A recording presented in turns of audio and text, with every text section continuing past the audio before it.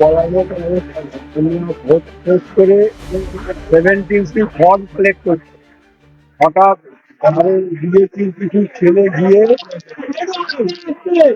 ক্ষেত্রমোহন স্কুলের সামনে আমাদের ছেলেদেরকে মারধর শুরু করলো। যে আমাদের ছেলেরা দৌড়ে গেল, সিআরপিএফ মাঝখানে দাঁড়িয়ে ওদের আটকে দিচ্ছে। আমি খবর পেয়ে ওদের বললাম, এদের একজনকে আমি চিনি, অভিজিৎ ব্রহ্ম, ও ওই রামকৃষ্ণপল্লী অঞ্চলে থাকে, আমার চেনা ছেলে। চল ওকে গিয়ে আগে জিজ্ঞেস করি হঠাৎ এরকম করলো কেন, ওর সাথে কিছু হয়নি আমাদের। আমি গিয়ে সবাই দাঁড়িয়েছিলাম, আমার মুখ থেকে একটা শব্দ বেরোয়নি। লাঠি, থানিট, এখানে তো একটা কাটা দেখে বলছে ছুরি জাতীয় কিছু চালিয়েছে, আমাকে মেরে মারলো। আমায় মারলো। বিশ্বজিৎ দাসবাবুর অসম্ভব খারাপ অবস্থা, পিজিতে রেফার করেছে। গোবিন্দ মন্ডল, বিশ্বনাথ দাস, প্রত্যেকে সিরিয়াস। কতজন ছিলেন আমরা? আমরা কত 7-8 জন 10 জন, যারাই পার্টি অফিসে ছিল ফর্ম 7 জমা দিতে, 17C জমা দিতে এসছে, আমরা তারা মিলেই গেছি।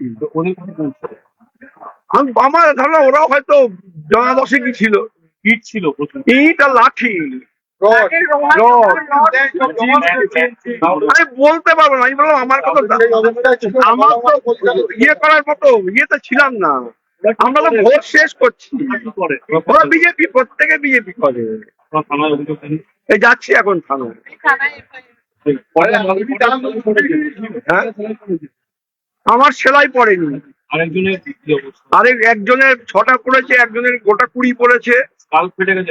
হ্যাঁ, তার ইয়ে আর যার স্কাল্প ফ্র্যাকচার তাকে পিজিতে রেফার করেছে, পিজি ট্রমা কেয়ারে, বিশ্বজিৎ দাস বাবু। এরকম একটা ঘটনা তখনও ব্যালট বক্স চাইনি,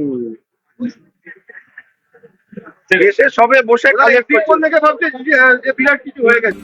বাংলা হান্টের আরো খবর দেখতে নজর রাখুন। বাংলা খবর মানেই বাংলা হান্ট।